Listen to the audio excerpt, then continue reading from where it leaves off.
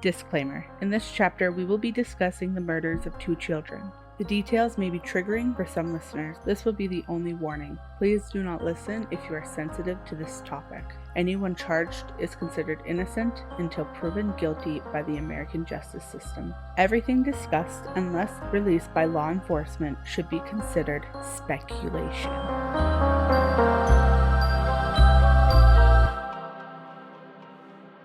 We are recording this on February 13th, 2023, and it is 1:48 p.m. So we are literally 6 years to the day and almost to the time where Abby and Libby were dropped off to go for their walk. I struggled with how to start this story and kind of where to take it, because there have been so many twists and turns and so much speculation. Law enforcement really hasn't released a whole lot of information. So what I decided to do is just go back to the beginning, because I think a lot of listeners will be familiar with the case. So I'm not going to go into the histories of Abby and Libby. But just know that they're 13 and 14 years old, and they had good upbringings, good families, good parents. They went to school, they thrived. They were good kids all around. So at 1:35 p.m. on February 13th, 2017, 13-year-old Abigail Joyce Williams, or Abby, and 14-year-old Liberty Rose Lynn German, or Libby, were dropped off by Libby's older sister, Kelsey German, on Country Road 300 North, east of the Hoosier Heartland Highway. The girls were going on a hike on the Monon High Bridge Trail over Deer Creek in the town of Delphi. So at 2:07 p.m., Libby posted a photo of Abby walking on the bridge, but after this, they were not heard from again. They were reported missing at 5:30 p.m. after they failed to meet up with Libby's dad, Derek, at 3:15 as they'd previously arranged. After Derek tried to call them and text them when he was there, he wasn't able to get a hold of them, and their phone actually started going straight to voicemail. So he actually walked the trail looking for them.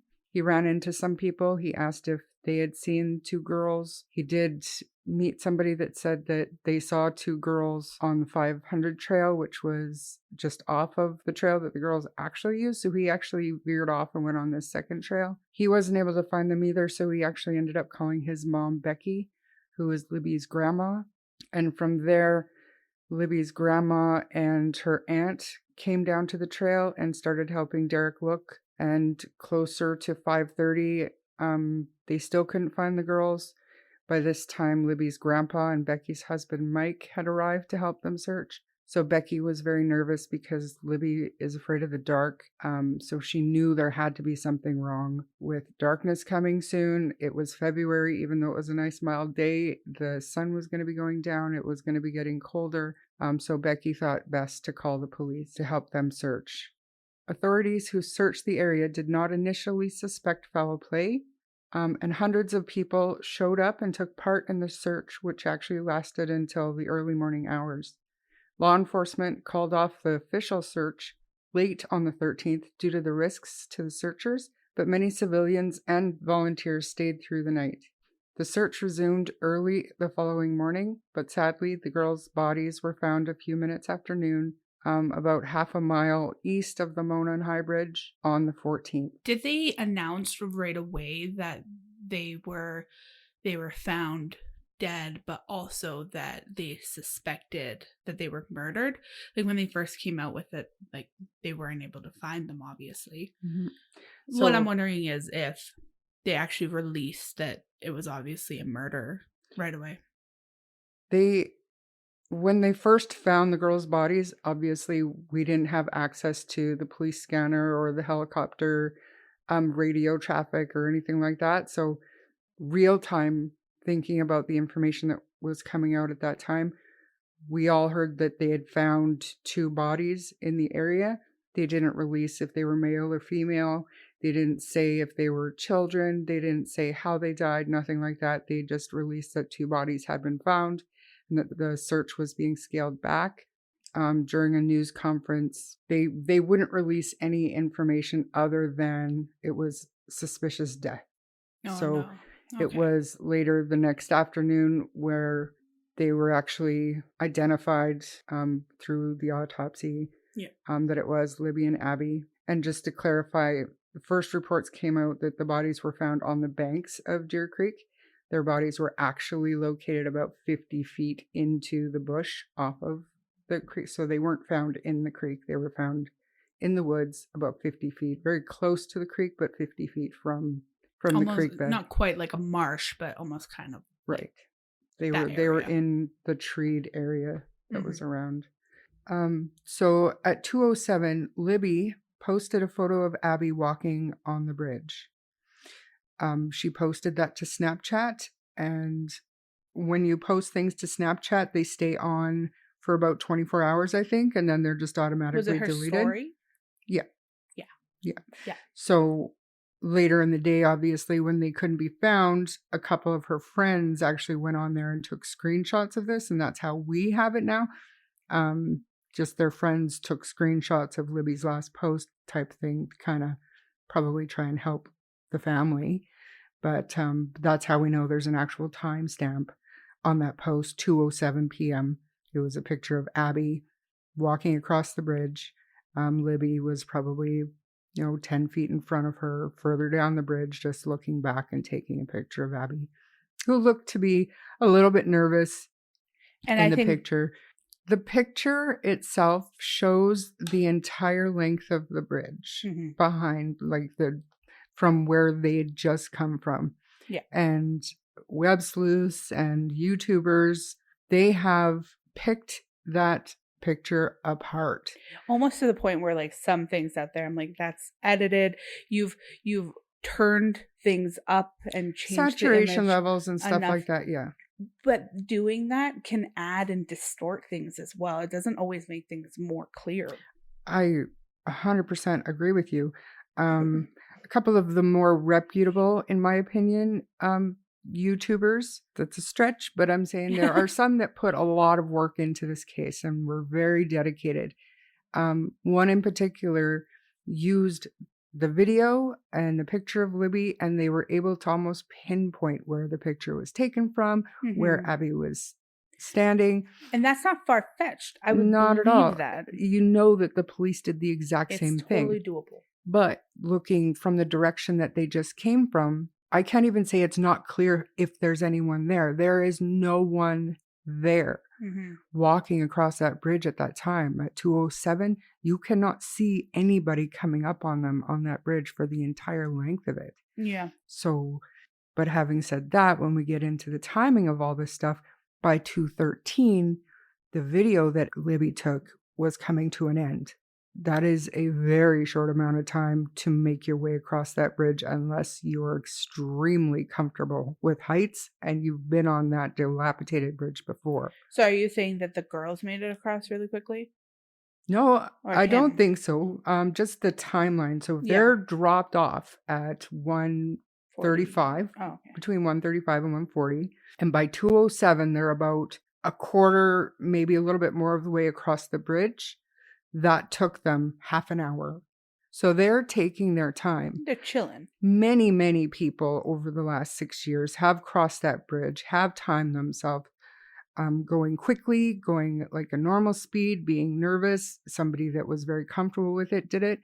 And the average time was between 6 and 10 minutes, just with the goal of getting across the bridge. So if your goal is more to take pictures and have a good day, this, from the place that they were dropped off, took them about half an hour to get to where that picture of Abby was taken. Not the video of Bridge Guy, but the picture of Abby. And that, I'd say that is pretty normal here. We do have something similar near town that is it reminds me so much of that bridge, but maybe a little bit more jankier, actually. That's really good to know. I had no idea that I went to it once. Here. Yeah, I went to it once because like just a random group of friends took me there. Did your mother know? No, but no, you didn't know. But but some of them were going like to the middle of this thing, and there were boards missing everywhere. And I made it to like maybe the third board to just make it look like I turned around so the sky was behind me and it made it look Wow. like a, but I would not go further down it. It was so crazy. And some of them were like running across it, but definitely my version of it would be to like just like maybe take it slow, make sure that each board is safe. Yeah, there'd be no way. I'm afraid of heights, so That's I had that gut feeling. Like I was yeah, like, oh my God, I'm gonna fall. just it creeps me out even just to look at pictures of this bridge. It's gone now, right? They have the memorial area, the benches. The bridge is still there. Now they have blocked off, sorry, with the boards. They almost have like what looks like a deck with boards. Right. So up until I bridges, believe so they have these I can't remember off the top of my head what they're called, but they're almost like observation areas where there's just a few boards on either side, and it's every benches. so many dozen feet or whatever. They're not benches, but they're just a place you can step off. I assume back in the 1800s when the bridge was built, they needed a spot to fix ties and stuff like this. So after the first platform, they put up the gate and they put benches there, and they're saying that it's more of a place to go and pray and reflect and remember the girls, and just a more peaceful place. Memorial. Um, Kind of the beginning of Yep. the works of a memorial. But kids, from my understanding, are still climbing that gate and they're still proceeding because the rest of the bridge remains the same as it was. And people have been nasty about this thing, but I fully disagree with everybody who's like, I think this is ugly. This is stupid. Who made this? Like the things that they're saying. Why haven't they taken it down? All of that. Well, now it's just more dangerous for kids to get on it. And I'm like, okay, to a certain point, they can put these barricades up. They can make it start looking nicer and stuff. But I think people tend to forget that you are responsible for your child. Mm-hmm. Oh, my child climbed over it. Well, then why don't you figure that out with take it up with your kid? Come on. That is not their responsibility. To a certain point, like making sure that like there's no dangerous places, but do you know how many cliffs there are? Do you know how many mountains there are? Like at a certain point, you need to take that responsibility. Mm-hmm. And how are those kids getting there half the time? And honestly, they're being dropped off. That's right. And over the years, certain people, like I know some people that have actually gone down there because, I mean, we all watch videos and we see pictures and even helicopter footage, drone footage, but it really doesn't do it justice, especially when you get down to the crime scene.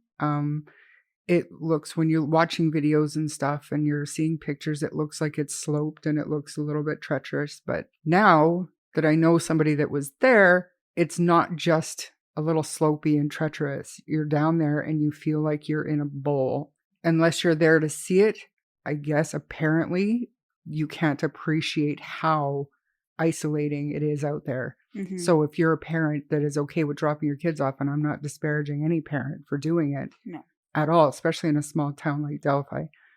But once something like this happens, it's time to start readjusting and thinking twice. And reevaluating and maybe teaching our kids more. Like Libby and Abby did nothing wrong that day. Nope. Nothing wrong at all. Yeah. I mean, they didn't do anything wrong. Nobody did anything wrong. When it comes down to it, it's the piece of shit who did that, who did something wrong. Mm-hmm. And I think the final note on that is just, it's not that we're saying shame on anybody for like dropping their kids off or anything like that. God, but no. One of the reasons why we have this podcast is to say, let's think about the possibilities when making these decisions. Because I know every time I learn about a new case, I'm going to start thinking twice about certain things and how I'm doing it. Mm-hmm. And I think everybody should do that for safety. Sure. You don't want to live in fear. No, but you can prepare or teach your kids to live in fear. But you can still be prepared and teach your kids to be prepared. And I still, to this day, do not think there's anything that Abby or Libby could have done differently that day. So that's not what I'm saying whatsoever. No. But in order to raise kids who aren't stuck to a screen all the time. You have to let them out. And all they wanted to do was go hiking and take some pictures. I think sometimes it's easy to remember that, like, when they're going to do stuff like that, though, maybe they should be escorted with more people. Like, that's how I would take that after such a tragedy happened. It's like, okay, bigger groups. Yeah, after. Exactly. Yeah. You don't ever expect that to happen.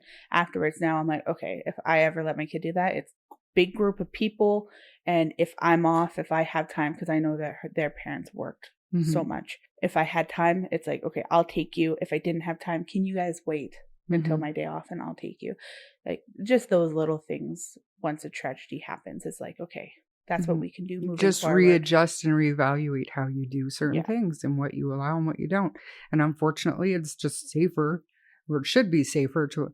But that's another aspect of this case. You'd think it would be safer to let your kids stay home and, play games or whatever. But that's even worse, in my opinion, because you don't know who's on the other side of that. Oh my God. Internet and it happens connection all the time. It's horrible. And I think another important thing to note is just, like, not that much crime and stuff, like, not that level of tragedy happens here very often. Whereas I do believe you see it in America a little bit more.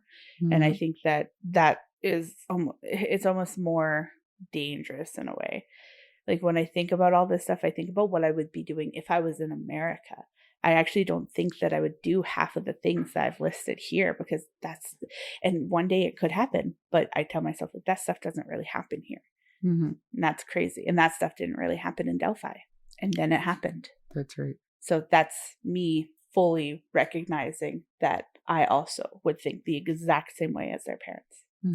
Yeah. So they ended up being reported missing at 5:30 p.m. after they failed to meet up with Libby's dad, who had agreed to pick them up at 3:15 p.m. When he arrived at the trails, he called Libby. He texted Libby. He got no response. And I think at one point her phone started going directly to voicemail. He got really worried and ended up calling Becky, who was his mother and Libby's grandmother. Okay, so the family came out to the bridge at around 4:30 p.m. to help Derek look for the girls. They couldn't locate them, and by 5:30, Becky told her husband Mike that she wanted to report it to the police, report them missing, because her biggest fear was that Libby was scared of the dark. And so if they weren't answering their phone and weren't answering text messages, then there was something wrong. They didn't think how wrong. They thought maybe they were lost, or maybe one of them got injured. Hurt. Yeah. Maybe their phone died or dropped in the water or something. They didn't know, but they knew they needed help looking to find them before it got dark. So they called the police at 5:30 p.m. Authorities, who quickly searched the area, did not initially suspect foul play in the disappearance. However, this changed when the bodies of the girls were found around noon the next day, February 14th, about half a mile east of the Monon High Bridge. The bodies were found on the north bank of Deer Creek. Deer Creek. It's so creepy because we live in Fox Creek. There's so many parallels. I know. It just reminds me of this area so much. Under 3,000 people, hunters, small businesses. The way people dress, all of it. All of it. So police did not release any details of how the girls were murdered. As early as February 15th, the Indiana State Police began circulating a still image of an individual reportedly seen on the bridge near where the girls were found. The picture appeared to capture a white male, hands in his pockets, head down, walking on the bridge towards the girls. A few days later, the person in the photograph was named the prime suspect in the murders.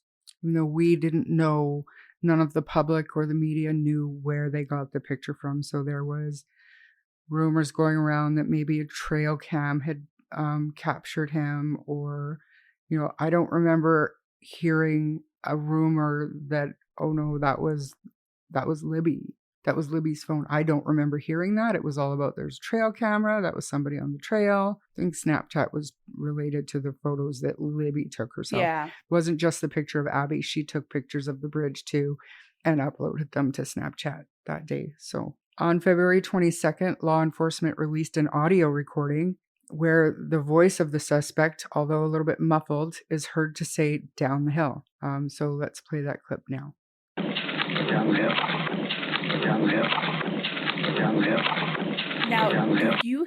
do you think that the video is longer? Do you think that there is a version out there that's longer that has anything else of significant meaning?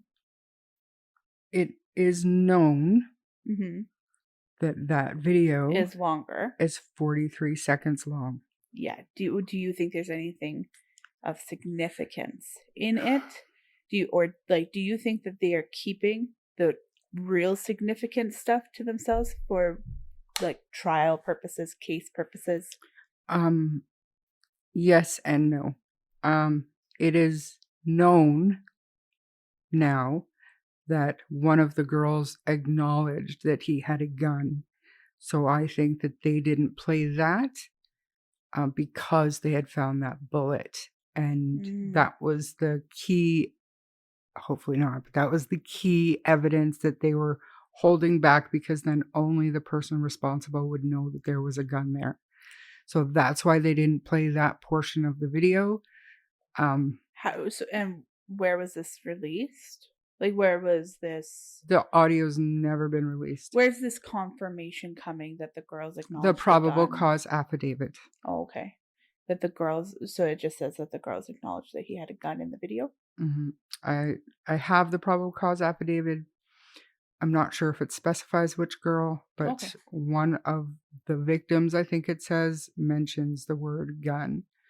So interesting. And we know that the guys down the hill order was at the end of the video clip. Okay. And according to the Indiana State Police, the clip of the man walking is the clearest, best portion of the video of that. I fully believe that, because obviously she put it in her pocket. She tried to hide it, but she kept the video running for the audio part of it.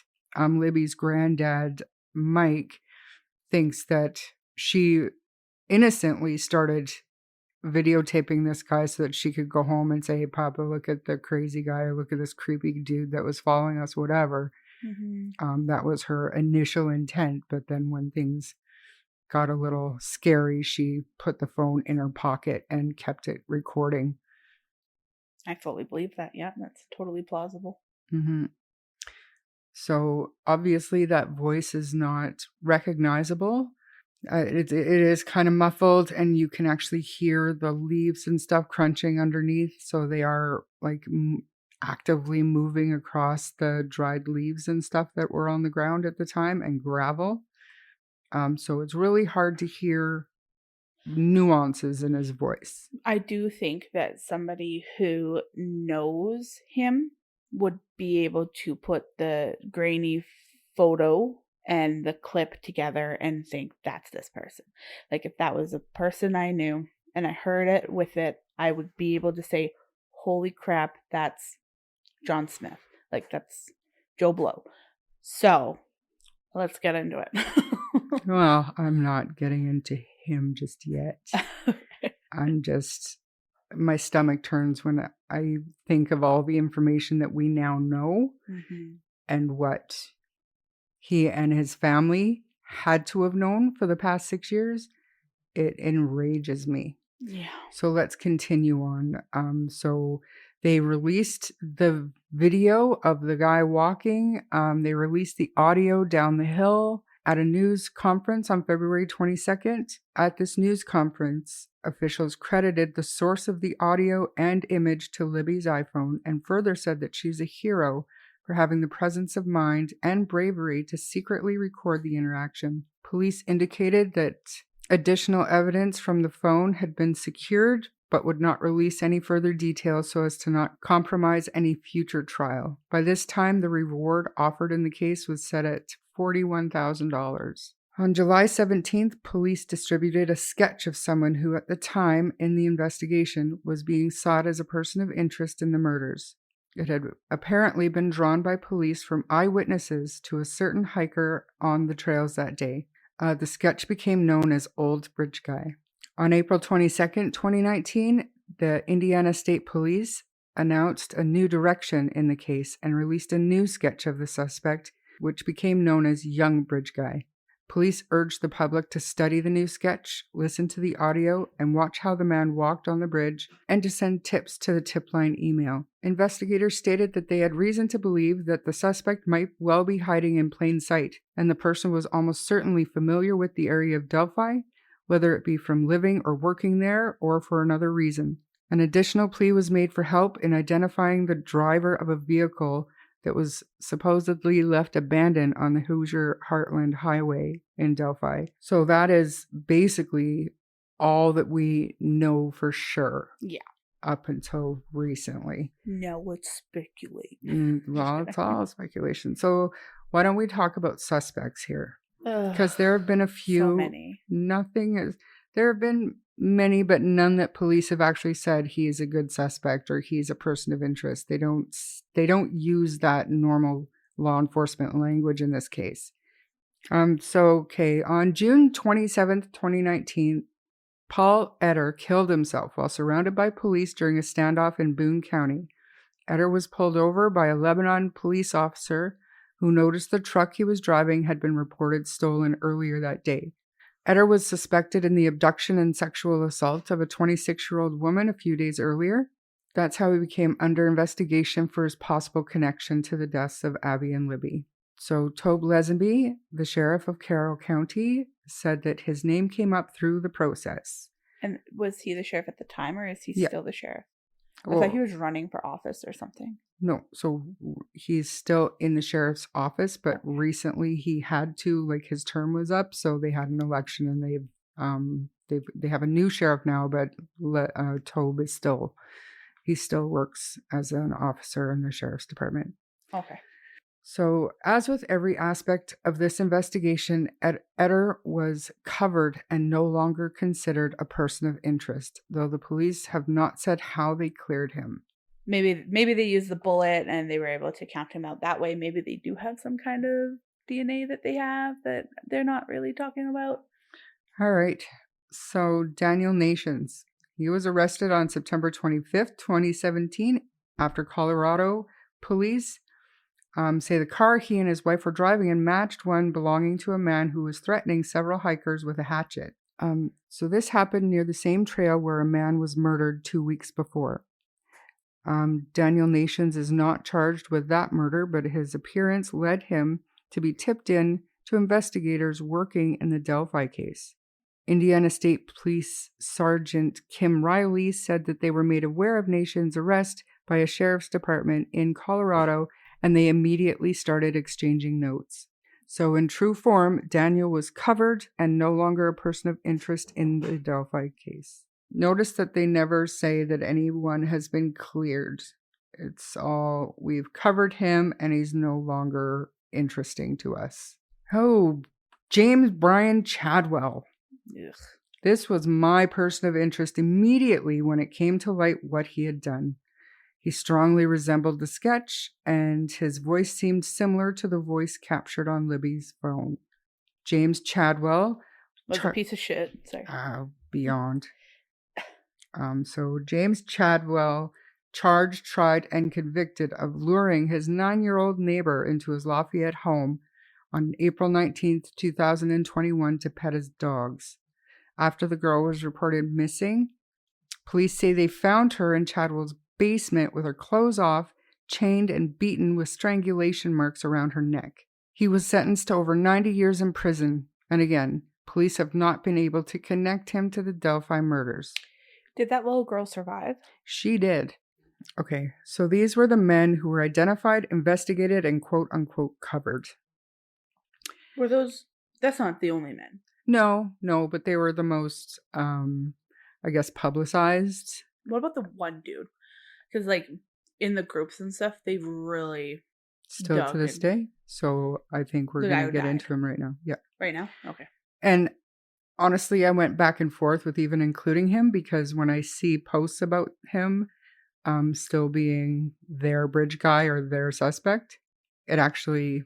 annoys the shit out of you. It really, really, really, really, really, really does. So let's get into it, I guess. Originally, I wasn't going to talk about Ron Logan. We can't cut him out though. We gotta because it's It's Mhm. what a lot of people think. Mm-hmm. And at the beginning, before like more people came out and stuff, when it was fresh and new, I was like, oh, maybe. So it is only natural that people thought maybe it was him. I don't think he was involved, but I don't think I'd be telling the whole story without explaining who he is and why some still think he's a good suspect for Abby and Libby's murder. The area of the woods where Abby and Libby were found was owned by Ron Logan. They were found about 1,400 feet from Ron Logan's front door, and I'm not sure how much land Ron owned, but it's not an easy 1,400 feet to travel. The location of the scene is in a deep valley. The terrain is rough and not easily traveled. Having said that, the sheriff, FBI, and ISP began investigating Logan because of the obvious. The FBI filed a search warrant affidavit that was released last year by the Murder Sheet podcast. In the search warrant, it was stated that Ron's appearance is not inconsistent with that of the man on the bridge. They also said his voice is similar. Ron Logan was 77 at that time, with white hair and a bushy white mustache. I personally do not see the similarities.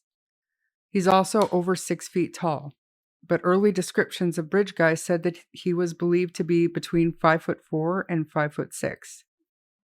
Now, the only thing that stood out to me and probably everyone else when it came to light that he had lied about his whereabouts during the time of the murders. Ron had asked his cousin to lie for him, basically asking the cousin to say he was with Ron between 2 and 5 p.m.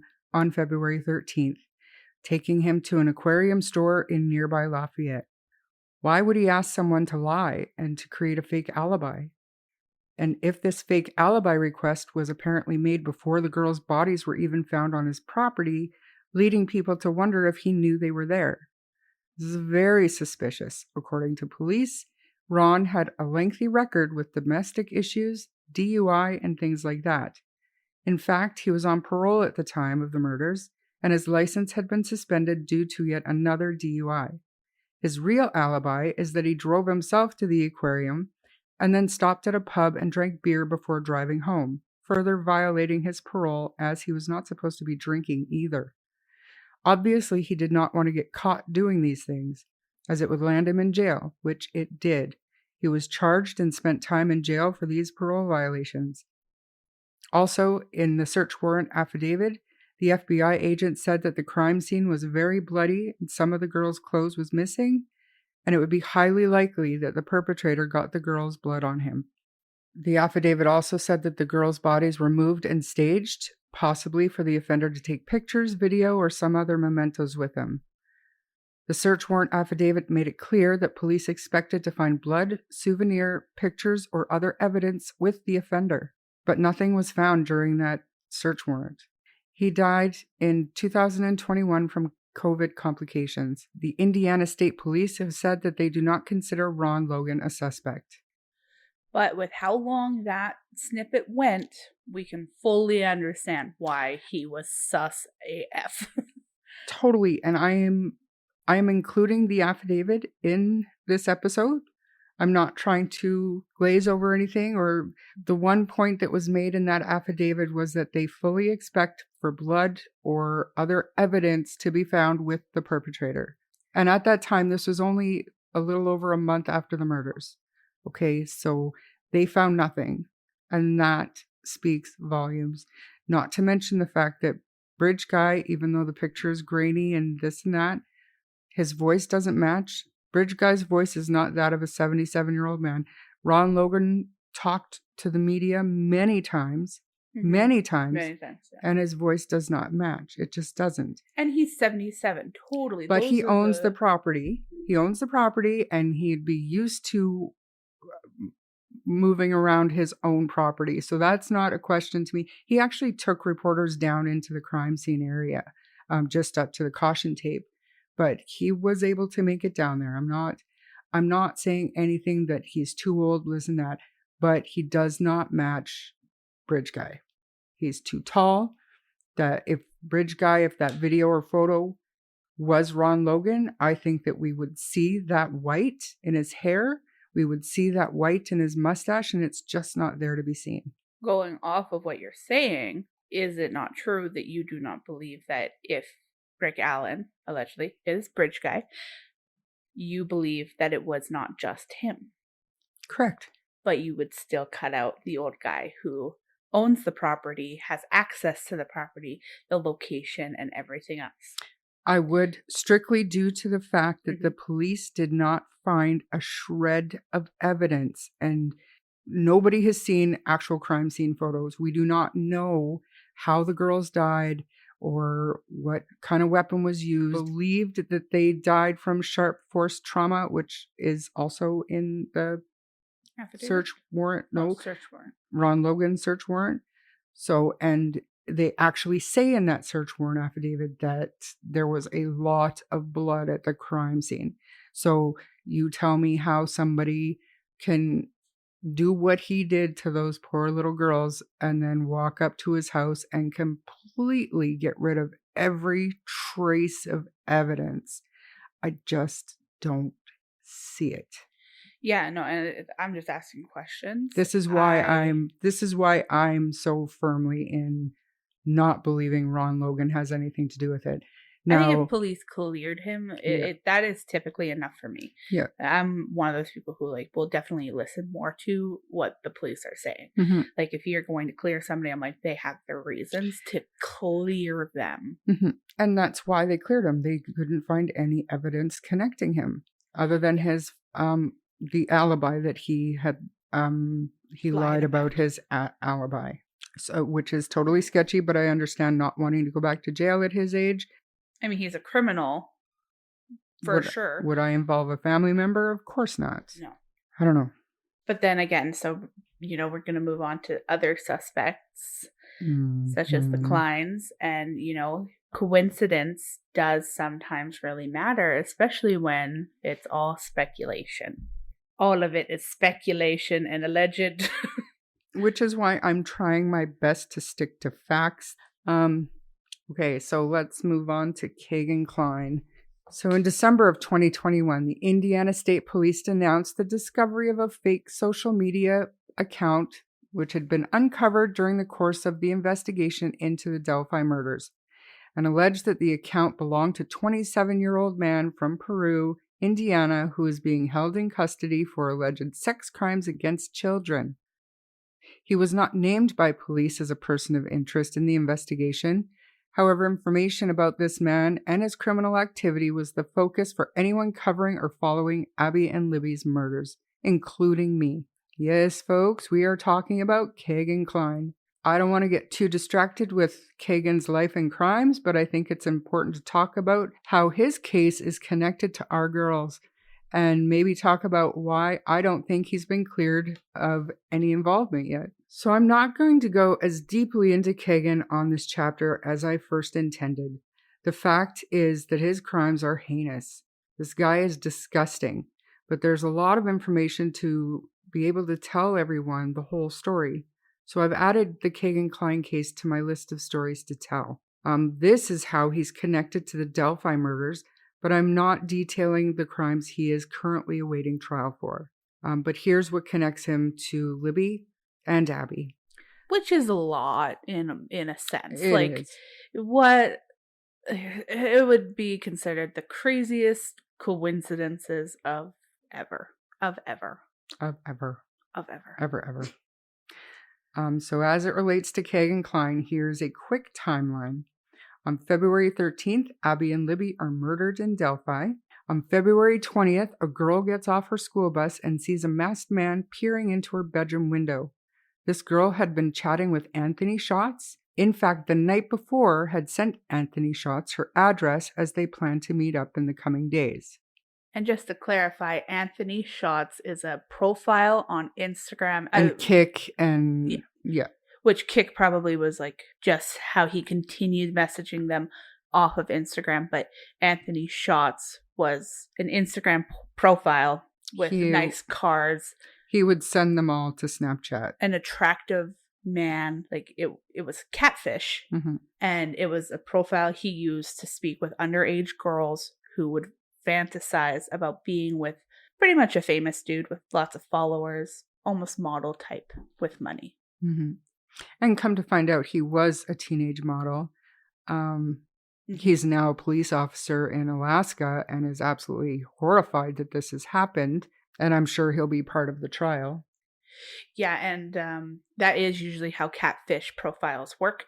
People aren't as creative as they give themselves credit for, and it's usually based off of a real person, real photos, and who easier to use than a model who's always posting photos of themselves anyways. That's one of the, in case, the odd person may not have heard of these murders. Right. Maybe it's out there. Who knows? That's what Anthony Shots is.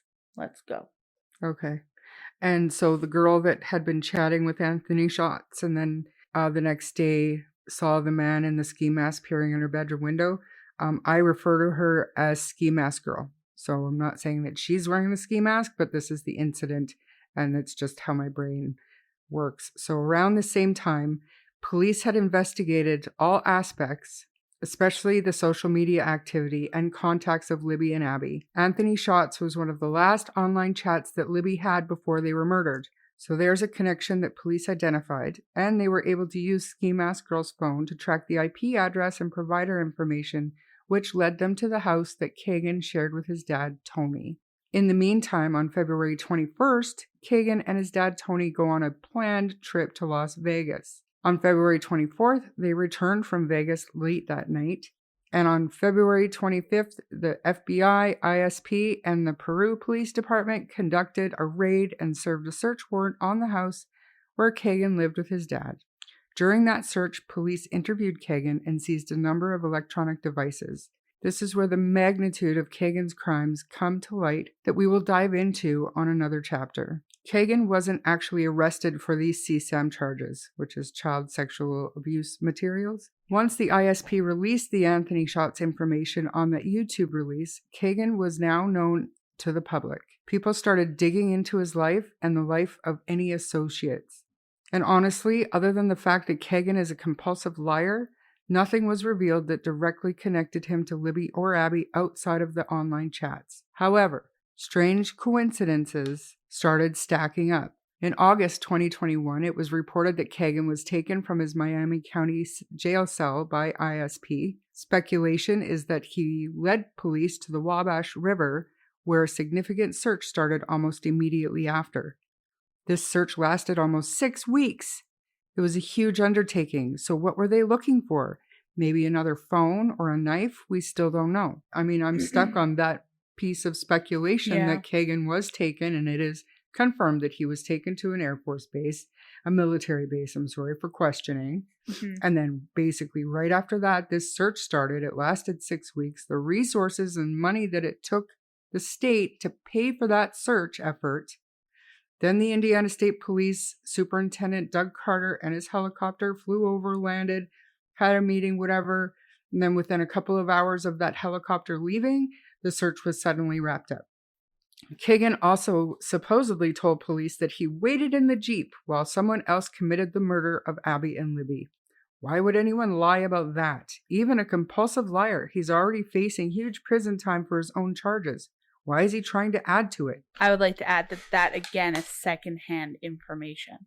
So we're saying Keegan also supposedly told police that he waited in the Jeep, but the fact of the matter is that murder sheet said that, Kagan said that, and that is to be taken with a grain of salt, especially since somebody got arrested shortly after, and it was not the charges for Kagan Klein. Here's another piece that stacks. To me, that the ending of that search in the river was only a few short weeks away from the arrest that they made. So, I mean, you're telling me there's no connection, no correlation there? Maybe not, but it's just another stacking coincidence that's driving me nuts. And then with those stacking coincidences and putting it that way for that, though, it's coming down to, are the police sending those messages? Because if we're saying no, then why aren't we just taking them at their word when they say that the neighbor did the blah, blah, blah, and then that's why they searched Rick Allen's house? So, when people believe certain speculations and their version of events is what they want to believe, we often start making rules, but only for specific areas. of the story. So it's like, do we believe the police now, but we don't believe them then? Like, all I know is what we know for a fact, and everything else. It's like, I don't even know anymore. I don't even want to say that Kegan Kline is involved, because it's like, until they tell me that he's just a piece of shit with a fucking list of things that we should be focusing on, because we know for a fact that he is horrible. Has he had a trial yet, though? No, it was actually put off again, and coincidentally enough, so was Rick Allen's, and people are, well, it's not connected, but there could very well be. Maybe. Do we need to say alleged to all this stuff that we're talking about Kegan then? Because he's not convicted, even though we said at the very beginning, they're innocent unless proven guilty in a court of law. Now, a lot of the things that we talk about, there are facts within it, right? So, like, it's not all alleged, and I will say that confidently. He was talking to underage girls, and there are videos of him confirming it. So he might not be guilty in a court of law yet, but he did that. He's waiting for a plea agreement. I'm sure of it, but Doug Carter said no deal. No deals for that guy. So I give him a deal if he can outline and tell you everything about this and give the families that closure. And because the deal is not going to be fucking possibility. If it's got anything to do with Delphi, I think Doug Carter was speaking to his CSAM charges. Like, no deal for this guy. Yeah, fuck no. Opened the largest child porn ring in the history of the state of Indiana.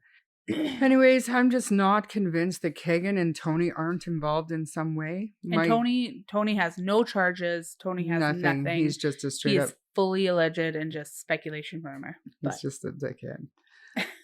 So my brain just can't accept the level of bad luck these girls had to be catfished by Kegan Kline, and Libby was 110% into Anthony shots, and then coincidentally be abducted and murdered in the same day she was talking to Anthony shots, but by someone not connected at all. That's just unbelievable to me. And we were both fully convinced that it was Kegan Kline who murdered them. We, before Rick Allen's name was out there, we thought it was Kegan. Mm-hmm. That being said, when we were thinking that it was Kegan, we were thinking that big child did not do this by himself. And that's why we also thought Tony. We thought, I think, the cousin for a bit. Mm-hmm. I definitely never thought that Tony or Kegan were Bridge Guy. I did not make that connection. People were saying, like, his family was even saying, oh, he sounds like the Bridge Guy voice, but I didn't hear it. I thought Kegan's he sounded chunkier. More than Kegan. I think Tony sounded like Bridge Guy. No, Tony did, but here's the thing. All of his family said, no, his voice is actually way higher pitched than what you guys are realizing. But then that audio clip of him, there was some kind of radio. There was it almost sounded like a truck radio. He was on it a phone? Yeah, it was his voicemail, and then somebody was. And it sounded just like it. Now, that being said, sure, it can be distorted a bit. It can sound a little deeper. And people were not considering what it would take to, what it would do to your voice traveling that quickly across the bridge. Maybe he was out of shape. Maybe, I know when I'm breathless and stuff, my voice will go up a little bit. It doesn't sound like my regular everyday voice. So there were other things. Just drank a glass of milk. And don't get me wrong. I now know, I am certain that neither Kegan or Tony are Bridge Guy. I'm certain of that. Mm-hmm. I'm just not certain that they weren't a part of it somewhere, somehow. In our brains, we are certain of it. It has been confirmed, but I am also certain of it because I think that I think RA is. I feel like it's been confirmed to the degree that we can say that Rick Allen is Bridge Guy. No. I think that 100%. I believe in my heart of hearts that it's Rick Allen. I think that I feel like I know that, but technically we do not know. He's innocent until proven guilty. But my God, does it ever look like him, sound like him, everything like him. Almost like it is him. Could be. Let's talk about Rick Allen then. So on October 26, 2022, social media and the true crime world was all abuzz after some of the family members of Libby posted on their social media pages that today is finally the day They were not able to give any more information, but it was clear to everyone who followed the case that something huge was happening behind the scenes. On October 28th, the ISP confirmed that they had taken 50-year-old Richard Matthew Allen of Delphi into custody and scheduled a news conference, coincidentally, on Libby's favorite day of the year, Halloween. Crazy. On October 31st, the ISP held a news conference to announce an arrest in the case. Let's listen to a minute or so of that announcement. Today is not a day to celebrate, but the arrest of Richard M. Allen of Delphi on 2 counts of murder is sure a major step in leading to the conclusion of this long-term and complex investigation.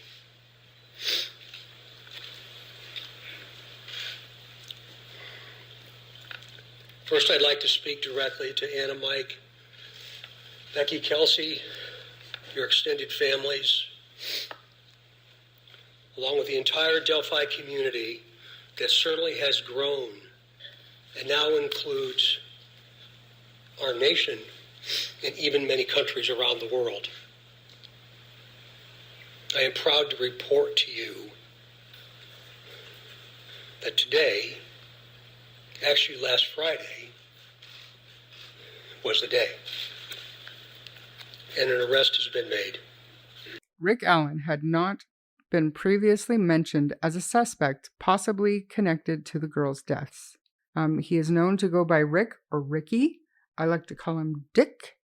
Rick has lived in Delphi for at least 16 years, and his home is less than 2 miles from the Moan and High Bridge. Records show the suspect previously lived in Greenwood and in Mexico, Indiana, and has a connection to Peru, possibly a couple of blocks away from Tony and Kagan Klein's house, though this was many years prior and absolutely no official connection has been made. He has no criminal history aside from a couple of traffic violations. Rick Allen is a licensed pharmacy technician. He works full-time at the CVS pharmacy right there in Delphi. Horribly, the CVS is very close, actually kitty corner, to the Dairy Queen restaurant where Kelsey worked before and after the murder of her sister and her best friend. So he received his Indiana license in 2018, and it's still active.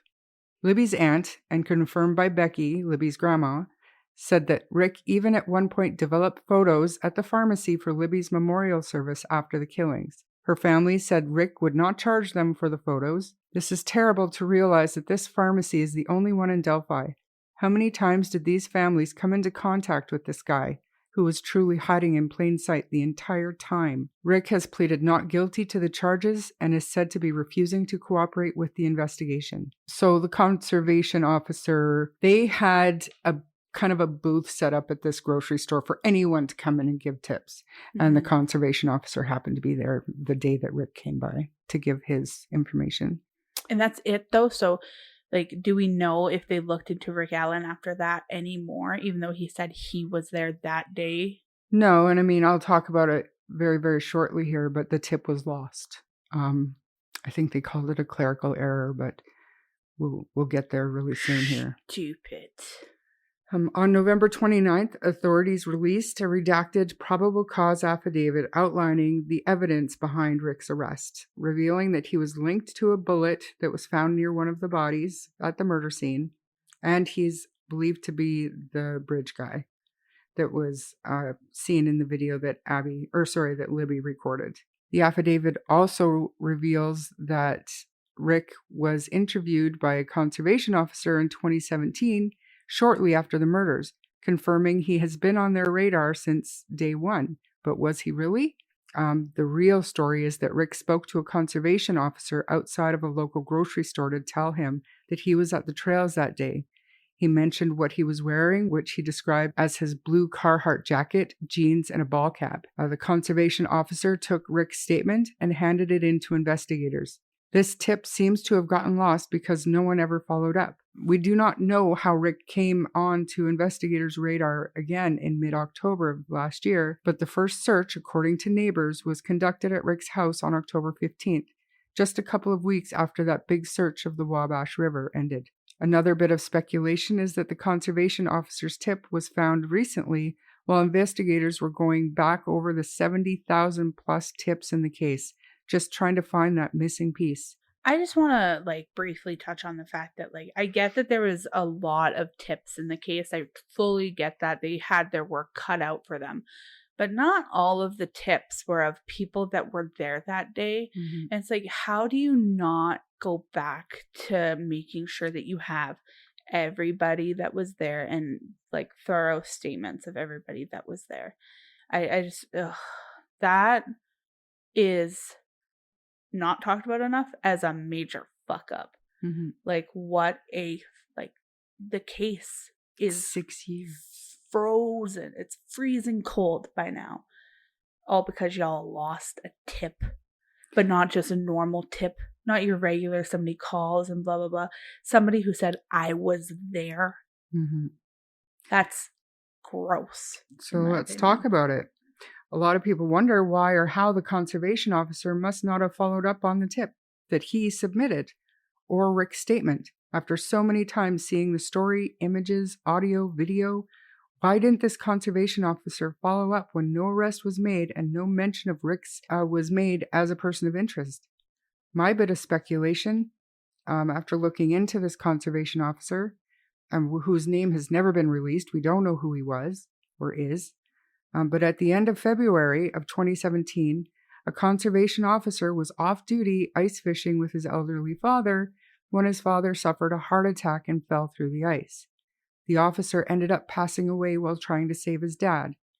Again, speculation, but that is about the only way we can accept the fact that this investigation went on for 6 years, putting the families through a living hell, when the man arrested had basically tipped himself in shortly after the murders.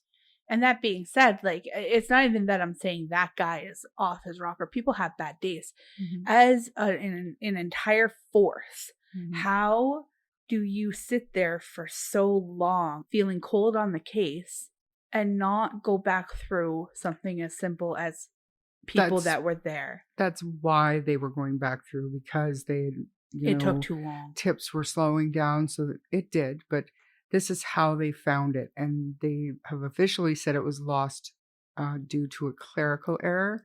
But totally findable, obviously. But you can also speculate and wonder why. So there's a press conference in 2017. There's a few.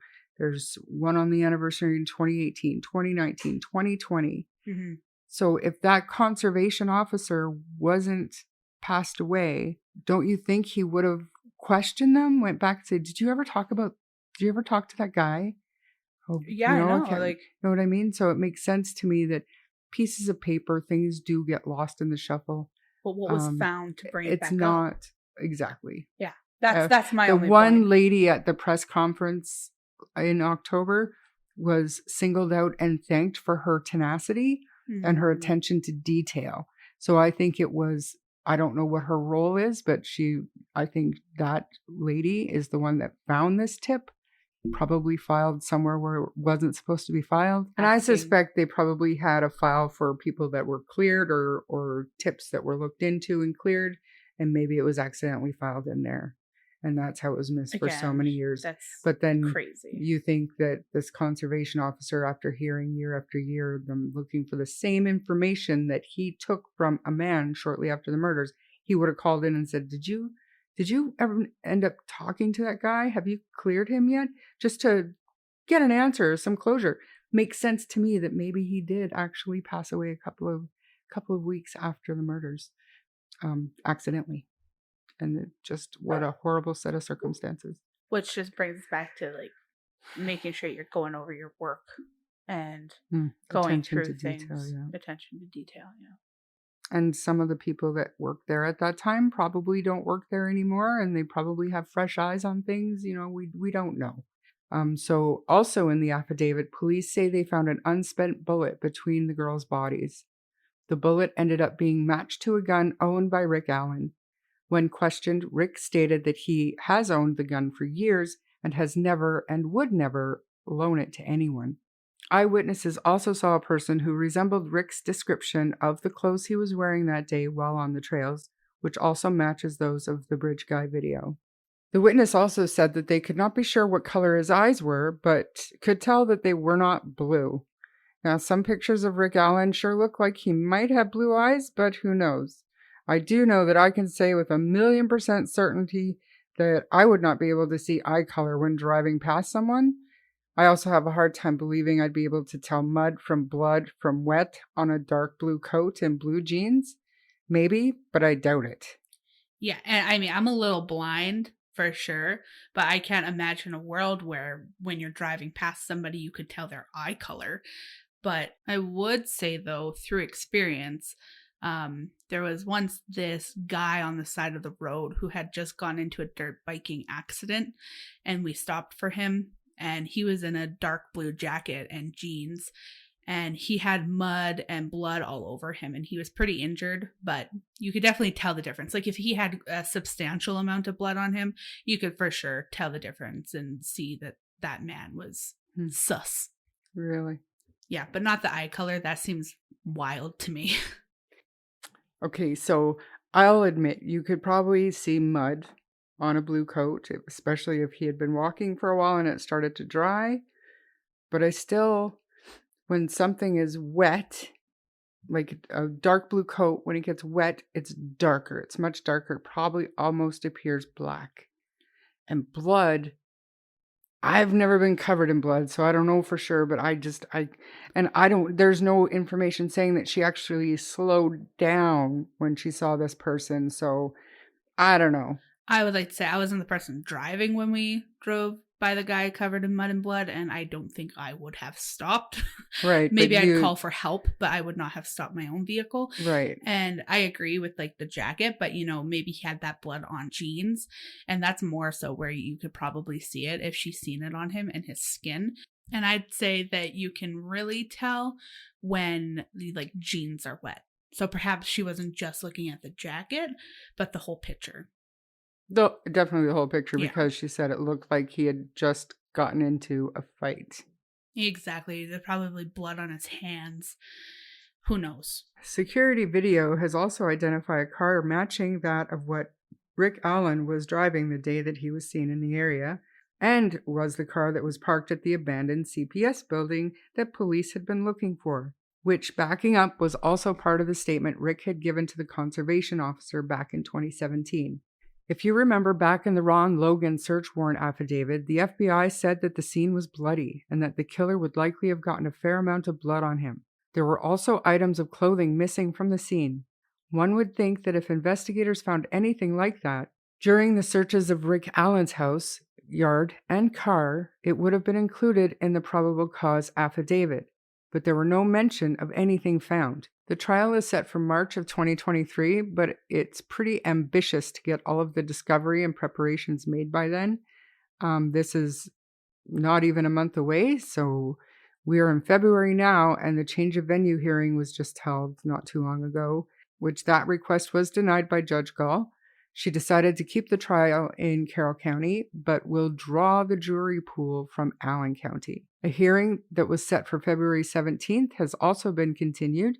The date is not known as of now. Also this morning, a motion to intervene was filed by numerous media outlets. What does that mean? I've asked my Indiana lawyer friend for an explanation what exactly that means in the state of Indiana, but I haven't heard back from him yet. But Google just says basically it's almost like a request for information. Yeah, they're requesting their right to the information. They're saying you guys shouldn't be able to lock this one down. Like before, they have to do that before they can officially appeal it. Mm-hmm. Which, if they're doing that, they have every intention of doing so. So there's a strict gag order in place now, so getting new or confirmed information is really next to impossible. There's really so much information that I went back and forth and took out of this story because there's been so much speculation over the years. So personally, I do believe that they've found Bridge Guy. There's little question that Rick is the guy on the bridge who kidnapped the girls. His voice told them to go down the hill. I have no doubt. This is why I believe that he has been charged with 2 counts of felony murder. So 2 counts of murder in Indiana is that you basically intentionally murdered people. Felony murder can be like people died as a result of during committing a different felony, like kidnapping, burglary, something like that. So he's been charged with 2 counts of this felony murder. I'm just not convinced that he's the only person involved, or that this 5'4" creepy little man was able to pull this off. A double murder of local girls in this small town in broad daylight and continue to work at the only pharmacy in town. I just don't know. And I can't wait for the trial to start. My side of it is a 5'4" creepy little man quickly goes to 6 foot tall when he has a gun. I'm not saying the girls could have done anything differently. I am not That's saying not what I that said either. I'm saying that he looks like a creepy little man. Anybody can pull it off with a gun, is my point. Anybody can pull anything off with a gun. But the speculation and rumors about the crime scene and what happened to the girls. That is speculation. It is, but all this information for the last 6 years, because I've been doing... You got to filter it. 6 years of this is in my head, so I've heard just about everything that you can think of. I've heard it. And it's hard to get rid of those little details in your head and then put all of that brutality on this little freaking creep. Yeah, filter that stuff out, though. You really have to. I don't think he acted alone. And I cannot get past the coincidences with Tony and Kagan. I can't. There's too many. You look at somebody like Brian Kohlberger. People are not that unlucky to be catfished and talking to their catfish the same day they're murdered by somebody completely not connected to them. How unlucky. There seems to be quite a bit of pieces of shit in the area, and it's even less like that is crazy to me. How there could be so many suspects that fit. We don't have those. Like, if that happened here, it wouldn't be like, oh yeah, fucking John Smith down the street was arrested for blah, blah, blah. We don't have that here. We have like druggies, we have that stuff, but we don't have people that would fit like, oh yeah, he freaking abducted a little girl the other day and just brutalized her. Mm-hmm. Like, we don't have that here. But, I hate that. Ugh. But also in the States, they have like, and I'm not saying Rick Allen would have been on this or even Kagan Klein, whatever, but they have the sex offender registry, which is absolutely terrifying to look at. Yeah. Like, if you even look at a case that we'll be doing in the near future, Summer Wells, they had no idea that like and they didn't have like close neighbors, but there are so many registered sex offenders in that area. Mm-hmm. Like you look we at have nowadays, something like that, right? Yeah, but you have to, I don't know how to even access it. Yeah. So you have to, any case out there, you can just pick a case of a missing or murdered child and do a sex offender search in their area. And it is disgusting. But the different levels of things that this list doesn't really differentiate, I don't think. If you're charged with an indecent act or sexual assault, it's the same thing that lands you on that registry. So, yeah, not that has anything to do with Delphi at this point in time. I'm just saying that these creeps are everywhere. Yeah, I don't know. He is super duper creepy. I think that a lot, and I know the information that you're talking about, that it's like just actually physically, like how could he pull off some of that brutalization? But it's truly just like, who knows what's true and what's not. So maybe it was truly more of a cowardly scene than we even know. And in the press conference on Halloween, the prosecutor said that they're still investigating. They're still actively investigating this case. So, and he's used the language that says we do not believe that Rick is the only players in this situation. So, yeah. I think that law enforcement thinks that there could very well be other actors in this situation. So, do you purposefully use that word? Actors? Yeah. That's what he called them. Yep. Actors. Yep. He did. So playing off of the Kagan Klein thing, if that ends up being any form of true that he had any involvement in it, there are speculations that maybe they were making some kind of a movie for the dark web. Dark web. Um, And if you want to get into it, just really quickly on because I did it at Idaho, I might as well tell you my theory. Yeah. My theory is complete speculation, but what makes the most sense in my head is that the girls were catfished to get out there. They were not expecting to see this creepy old guy on the bridge. Obviously, he told them to go down the hill. I think that they took off running and ended up going across the creek.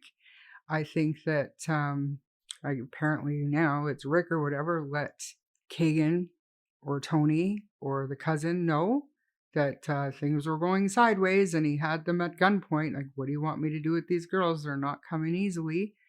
And I think that they went down there. I don't know who did, if it was cousin and Tony, just Tony, whatever, but that's what happened. And I think that got way out of control and went a completely different way than they were hoping. I think that the entire thing was planned for a video or something for the dark web. I believe that they had a buyer in mind in Las Vegas. I think that that's how Ski Mask Girl connects into it. I think that the man peering into her bedroom window was either Tony or cousin. I think that they were trying to fulfill the order that they were leaving the next day to sell in person for cash in Vegas. I think that it all ties in together. I truly do. I believe the stories that Kagan had told the police that they had thrown the weapon or the phone or something connected off the bridge of the Wabash River. I do believe that that's what sparked that entire search. Mm-hmm. I don't think that they found everything that they were looking for in that search, but I do think that they found something that connected Rick Allen. And then I also believe that by that connection, somebody in the tip office or whoever, that woman, remembered seeing Rick Allen's name, maybe as somebody who was cleared. Oh my God, I need to go back and look at that tip again. Mm-hmm. That's what makes the most sense to me. I know it's not 100%. I mean, it's your theory, and it's just the way that your brain works, that you, like, the way that you see it is you want to make the whole scene, and that's what you think, and you're thinking that makes sense. And throwing something like an old school SD card out the window into a river, they would never find that thing. No, totally. And I mean, the way that my brain works is just like way less detail. A lot of like what ifs is how I view things. I think that like one other person's plausible for maybe being there while Rick Allen was doing that stuff allegedly. I don't think more than that, because I think it gets really complicated when you have more people on the scene. Yes, but yeah. I think that Kagan was. I think that search for the Marathon gas station that morning is directly connected. I believe that Kagan was there waiting in the Jeep. Which would be the one other person, which is totally possible. I'm saying, like, my theory would be that any more people who even know about it, not even just being on the scene, any more than two people knowing about it, you get people turning on each other, making deals, all of that good stuff. And because we're not seeing more of that, I find it really hard to believe that more than one or two people know exactly what happened. You see it all the time. It's because, in my mind, it's because Kagan has now made himself known to be a pathological liar. So no information that police are getting from Kagan can be taken at face value. And that's just they need one something person. Concrete to back up anything Tony, that this man says. Yeah, talk about Tony, talk about the cousin. Like, if they're not ratting anybody out, you do not see that many pieces of shit backing each other up that hard for this long. You just don't see it. And so that's why I think that there's no fucking way that there's that many more people. And I think that if Rick Allen's only part was kidnapping, then I don't think he would be hesitating as much to just tell the truth and make that deal. I You don't see either. that every day too, right? I The person really who don't. drives the car, the person who does this, they make the deal to say, but I'm not the one who delivered the final blow. When we do the scream murders, you know? Yeah. Again, the whole argument that there's two killers there, that one of the killers makes is, I didn't stab her in a way that which would actually kill her. Mhm. You know, there could be 30 blows, only 9 of which are that to be believed as fatal. And he is saying he didn't deliver one of those. There have to be more deal. Yeah, you would think that at the end of the day, Rick Allen would say, yes, I kidnapped them, but I did not have a clue what the plan was. I didn't leave the bridge. Right. Yeah. So, and I mean, maybe that's something that'll come out. But I will say that, and I'm not the only person that feels this way, and I'm not in law enforcement or anything like that, but the people whose opinions that I do take seriously are law enforcement and our attorneys. They know this stuff and they know what they're looking at, and that probable cause affidavit in the Rick Allen case is not strong. No. Very circumstantial. And everybody thinks that. That bullet could have dropped out of anywhere at any time. Libby could have found that bullet on the trail and picked it up to show her granddad. Like, I hope we're also looking at like Rick Allen's friends, Rick Allen's circle of people, everybody. Sure they have to be. And like, if there's more than one person, I truly believe that Rick Allen will eventually give them up. Yes. And he might have already to his own lawyers, right? Like, oh, yeah, true. Yeah. Because that one lawyer said that, you know, the fact that the bail hearing, the defense asked for an extension on the bail hearing to be continued, was shocking, because any defendant, any suspect wants to get out on bail. So it made him think that maybe the lawyers don't like the evidence, that like the defense lawyers are now, you know, wondering if they actually do have a strong case, because based on the probable cause affidavit, they don't. Another lawyer, actually, Defense Diaries, like my favorite podcast, but Bob Motta, he said that these people that are writing up probable cause affidavits will put the best information that they have in the probable cause affidavit. Yeah. Maybe not everything, but the best of it. Yeah. So are we considering that bullet and those eyewitnesses is the best that they got after all of that blood and all of this time? That's the best they got? I mean, I have to hope that they have more. Did they, I can't remember if it's this case, but did they end up finding like a burn site on Allen's property? Not on Allen's site, but they found fire pit at Tony Klein's Tony house. Klein's cousin. And Tony Klein's parents. Kagan's grandparents. Okay. Yeah. Yeah, and they searched that and they didn't find anything in there either. But again, by the time they were searching it, it was way too late. It was over 5 years. Yeah. You know, like, what are you going to find? This could have been a solved case 100%. If things hadn't gone south. And if we think about the families, what they've gone through for the last 6 years of trying to find this person and trying to be hopeful that the case is being solved, Becky Patty, Libby's grandma, breaks my heart. If you look at the press conferences and the media releases from 2017, she is determined and she is angry and she is going to find who did this to Libby. And now looking at her, and I know that she has survived cancer, but you can see that her heart is broken. And even the words that she decides to use are, I mean, I get choked up now anytime that I listen to her. The last time that she spoke, actually publicly, she said, it's just a matter of now, like, finding our purpose. Like, okay, we found the guy. Like, now what do I do? Now what do I do? This has been their life for how long? And now it's just not anymore. Now they have a new chapter to do, and it's a harder one, especially because, again, there's another gag order. Yeah. You know, and let's talk a little bit about Rick Allen and his wife, maybe. I was guilty of, going to her Facebook profile and looking at all the photos. Everybody did. Her daughter, that photo, it's all creepy, but it's creepy. But that doesn't mean they knew anything. That just means they lived in Delphi and they were heartbroken and looking for the girls.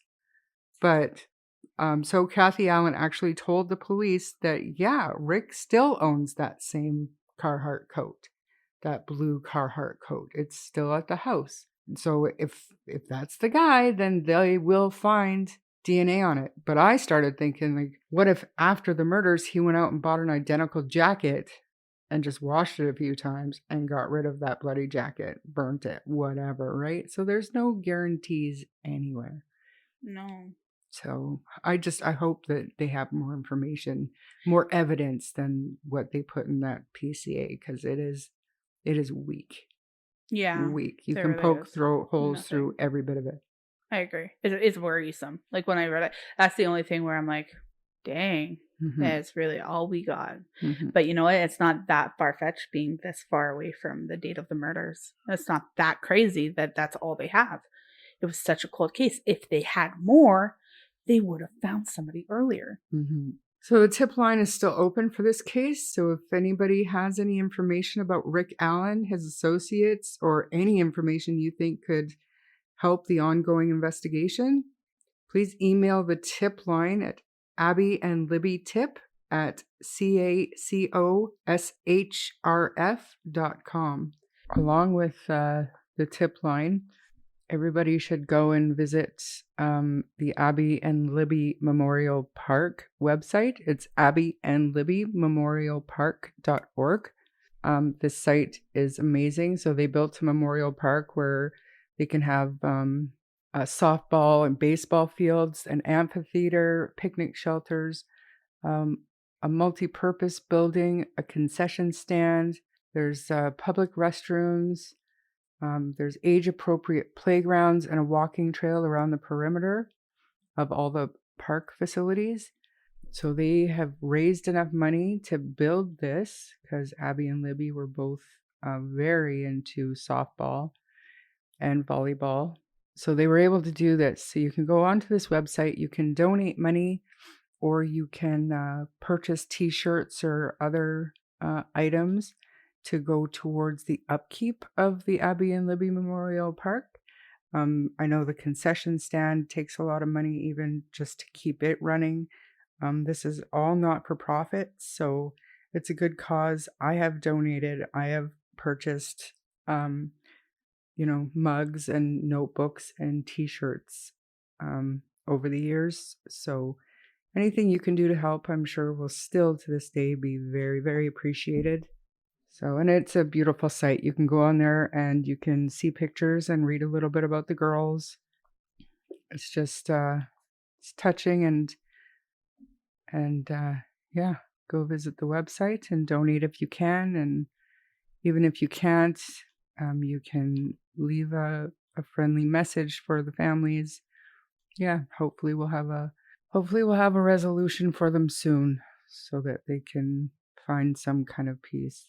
If anything new happens in this case, we'll be sure to update it here on True Crime Story. Thank you for listening. So let's stick a bookmark in this case for now. If you enjoyed this episode, please subscribe to the podcast and share it with your friends. If you don't mind giving us a 5-star rating, it will help our show grow. You can also find us on Facebook at True Crime Story Podcast, where the discussion can continue. If you wish to contact us, you may do so via email at truecrimestorypod@gmail.com. I'm Bree. And I'm Shar. And we'll see you on the next chapter. Bye.